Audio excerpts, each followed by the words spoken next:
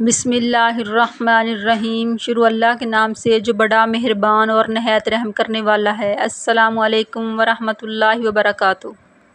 حضرت ابو ہریرہ رضی اللہ تعالیٰ عنہ بیان کرتے ہیں کہ رسول اللہ صلی اللہ علیہ وآلہ وسلم نے فرمایا، جب تم میں سے کوئی دعا کرے تو یوں نہ کہے، اے اللہ اگر تو چاہے تو مجھے بخش دے، اگر تو چاہے تو مجھ پر رحم فرما، اگر تو چاہے تو مجھے رزق عطا فرما، بلکہ اسے چاہیے کہ وہ پورے عزم کے ساتھ دعا کرے، کیونکہ وہ جیسے چاہے کرتا ہے، اسے کوئی مجبور کرنے والا نہیں۔ مشکوٰۃ المصابیح، حدیث نمبر 2225۔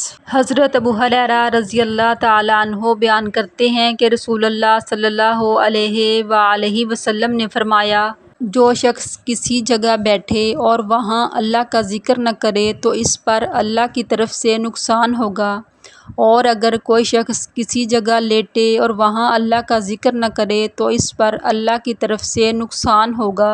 مشکوٰۃ المصابیح، حدیث نمبر 2272۔ حضرت ابو ہریرہ رضی اللہ تعالیٰ عنہ بیان کرتے ہیں کہ رسول اللہ صلی اللہ علیہ وآلہ وسلم نے فرمایا، جو لوگ کسی ایسی مجلس سے اٹھیں جہاں انہوں نے اللہ کا ذکر نہ کیا ہو تو وہ ایسے اٹھیں گے جیسے کسی گدھے کی بدبودار لاش سے اٹھے ہوں، اور یہ مجلس روز قیامت ان کے لیے باعث حسرت ہوگی۔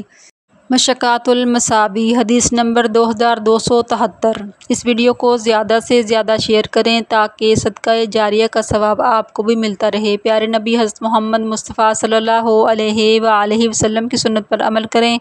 مزید اسلامی ویڈیو دیکھنے کے لیے ہماری ویڈیو کو لائک، شیئر اور ہمارے چینل کو سبسکرائب کریں۔ جزاک اللہ۔